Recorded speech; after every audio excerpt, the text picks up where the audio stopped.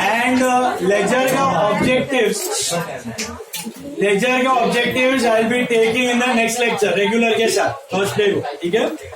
अभी खाली आपका अलग पार्ट है 15 पेज पे दिख रहा है अकाउंटिंग स्टैंडर्ड्स, दिखा 15 मिला अकाउंटिंग स्टैंडर्ड्स 15। अभी what are accounting standards, understand this. See ये आपको डेप्थ में नहीं है, इनफैक्ट जो चार्टर्ड अकाउंटेंसी कोर्स होता है उसका core part is this accounting standards. What are accounting standard, you know what are concepts, conservatism, going concern, matching concept, accrual, incomes and expenses on time basis. ये unsaid rules है, ये follow होते आ रहे हैं, आपको पता नहीं होगा तो भी आप फॉलो करोगे। तो इन कंसेप्ट के बेसिस पे अगर आप अकाउंट्स बनाओगे तो it will show true and fair view of the business and it will make the business comparable. Now let's understand this. तो आपको मैं बोलूं कि भाई कंजर्वेटिज्म फॉलो करो, आपको मैं बोलूं अक्रूवल फॉलो करो, आपका बिजनेस कंपेयर कर पाओगे। आप बोलोगे चल इधर लिखा है फॉलो करने का, मैं नहीं करेगा, मैं अपने हिसाब से करेगा। तो ये चीजें कंपनीज के साथ नहीं होनी चाहिए। इसके लिए आपने ये कंसेप्ट्स के बेसिस पे स्टैंडर्ड्स बना दिए। कौन बनाता है? आईसीएआई अकेला नहीं बनाता है, it consults all the government authorities, ministry of finance, सबको बैठ के मिला के, क्योंकि पैन इंडिया होती है कंपनीज और सब वर्ल्ड वाइड उनका बिजनेस होता है, तो सबके साथ डिसाइड करके they launch the standards. There are 33-34 standards launch in all. और वो लोग क्या को बनाए स्टैंडर्ड, सो दैट सब कंपनीज ये कंसेप्ट को कंपल्सरीली फॉलो करें। कंपल्सरीली कंसेप्ट फॉलो होने चाहिए, इसके लिए उन्होंने क्या बना दिए हैं? स्टैंडर्ड्स।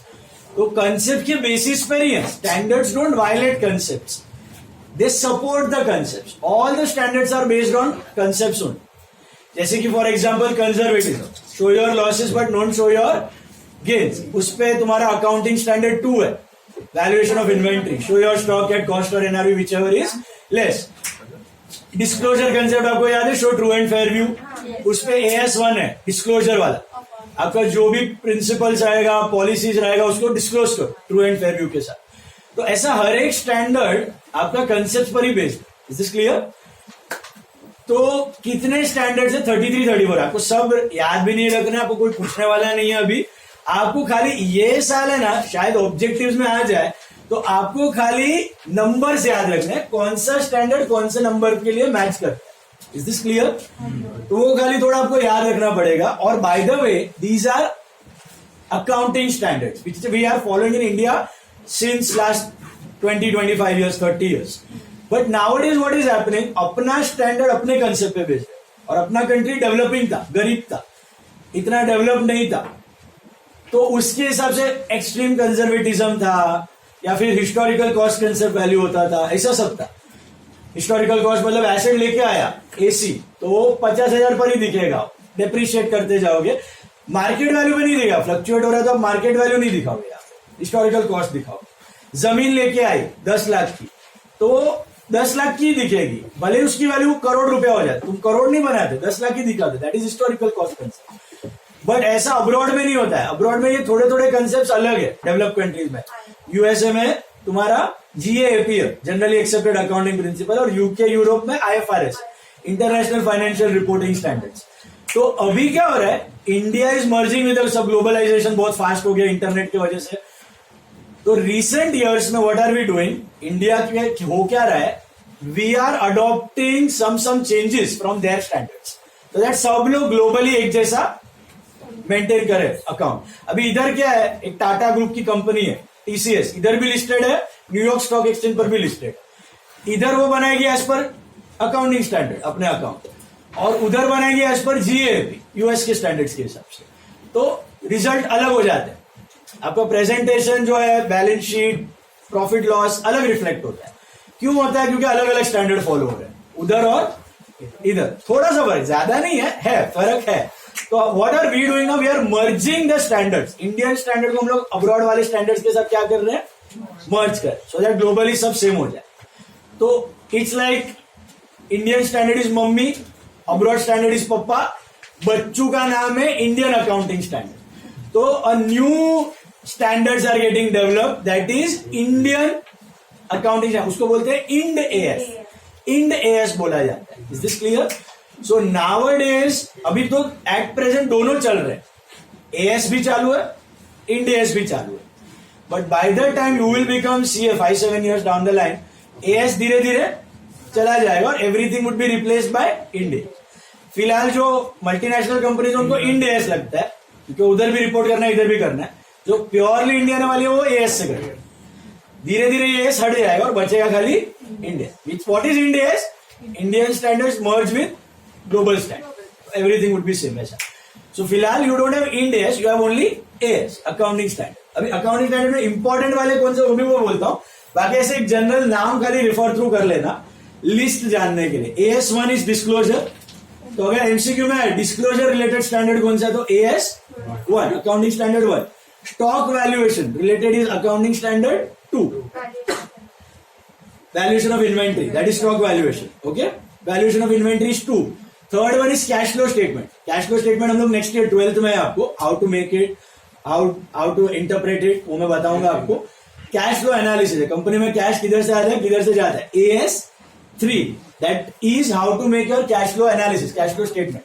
फिर AS6 इधर है लेकिन वो निकल चुका है, it is no more in existence, okay. AS6 has been removed now, only AS10 remains. AS6 has been merged with AS10।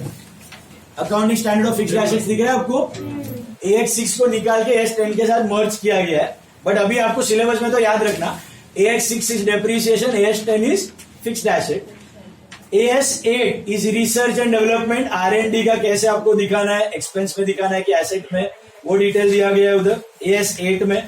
AS9 is revenue recognition. ये क्या बोलता है? देखो आपको मैं बोलूं कि मैं आपका 50,000 का माल खरीदेगा, will you record that 50,000 as your income? No. तो इनकम रेवेन्यू रिकॉग्निशन, आप इनकम को कब रिकॉर्ड करोगे? Only when it is certain. Uncertain income को कभी एडवांस में रिकॉर्ड करने का नहीं।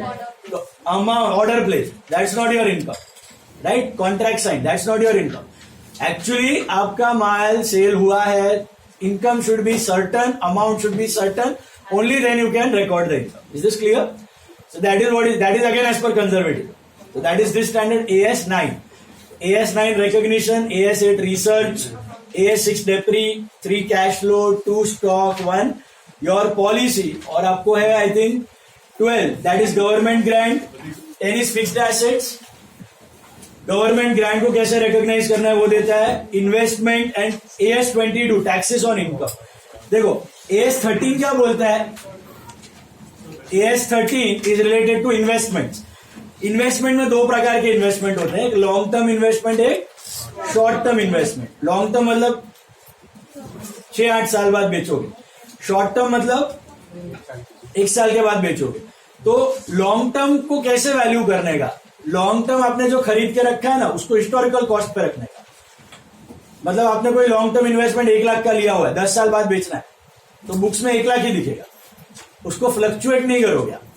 कल उठ के 90,000 हो गया, 80,000 हो गया, 70,000 हो गया, तो कम नहीं करोगे, 1 लाख पर ही दिखाओगे। बट अगर शॉर्ट टर्म इन्वेस्टमेंट है जो 1 साल में बेचने वाले, तो आप उसको हर साल चेंज करो। मतलब आज 1 लाख का खरीदा है लेकिन ईयर एंड पे हो गया 80,000, बेचा नहीं है लेकिन वैल्यू हो गई है 80, तो कंजर्वेटिज्म आ जाता है, show your loss in advance.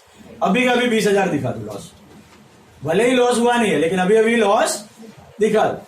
लेकिन 1 लाख का 120 हुआ तो प्रॉफिट दिखाने का ये होता है। बट लॉन्ग टर्म इन्वेस्टमेंट तो घड़ी घड़ी प्रॉफिट लॉस रिकॉर्ड नहीं होता। तो that is given by AS13 investment. AS22 is related to taxes. Taxes में कैसा होता है, हमारा कैलकुलेशन ऑफ टैक्स, बिजनेस का टैक्स और IT डिपार्टमेंट का टैक्स हर साल अलग आता है। क्यों अलग आता है? क्योंकि हम लोग अकाउंट्स बनाते हैं एज पर अकाउंटिंग स्टैंडर्ड्स और IT वाला फॉलो करता है इनकम टैक्स एक्ट। अभी आपको मैं सिंपल एग्जांपल देता हूं, आपने डेप्रिसिएशन चैप्टर अभी सीखा नहीं है, आएगा आगे। सिंपल एग्जांपल, मैंने AC पे 10,000 डेप्रिसिएशन चार्ज किया, IT वाला उसका रिकॉर्ड्स में देख के बोलेगा AC पे 8%, नहीं तो 8,000 होना चाहिए। तो मैं बोलेगा मेरा डेप्री 10 है, मैं इतना वापरा है, वो बोलेगा नहीं हम लोग के रिकॉर्ड से कितना करने का है 8 है, तो मैं 10 किया है, वो 8 बोलेगा, तो 2,000 फर्क हो गया, मेरा खर्चा ज्यादा तो मेरा प्रॉफिट कम। तो आईटी वाला बोलेगा नहीं तुम्हारे प्रॉफिट पे टैक्स नहीं भरने का, किसमें भरने का, हमारे प्रॉफिट पे भरने का। तो ये टैक्स हर साल है ना अलग अलग होते रहता है थोड़ा हमारे हिसाब से और आईटी के हिसाब से। उसकी वजह से we create something that is called as deferred tax asset and deferred tax liability. वो क्या होता है सब डिटेल आपको इंटर में पता चलेगा। तो इन शॉर्ट टैक्स डिफरेंसेस को कैसे दिखाना है that is given in AS 22। तो खाली नाम हेडिंग्स याद रखना, AS 22 is tax, 13 is investment, your 12 is grants, government grants, 10 is fixed asset, okay, 9 is revenue. Dates are not important. Dates are not important. Only the number and name. Okay. Just remember the heads and that's it. Now we are left with just one last thing, that is ledger ka objectives. I'll discuss that on Thursday. अब सुनो guys, 1 minute. आज मैं आपको group पे 2 question है NM के journal के with solution, and ये अकाउंटिंग इक्वेशन का भी 2 क्वेश्चन है with solution. I be sending it to you, please go through it. If you don't understand something, if you have any doubts, clear it out either on Thursday or on Saturday. देख के आना कल, number 1। Number 2 MCQs डाला हुआ है MBC का sheet का, मिला है शीट, MCQ का शीट डाला था 1 हफ्ते पहले, नहीं देखा है तो देख लो उसको भी। आंसर्स अगर कोई नहीं आ रहे हैं, डिफिकल्ट लग रहे हैं, please clear it out with me, will sort it out, okay. और ऑफलाइन प्रैक्टिस रहेगा, that is optional again, if you want to come you come here, okay. और ये सॉल्व करके आपको कुछ डाउट है तो वहां पे आप क्लियर कर सकते, ठीक है। उसका टाइमिंग में डाल देता हूँ, आज के लिए काफी है, ये 2 सम होमवर्क और वो देख लेना। Will meet on Thursday, tata bye bye, बोल।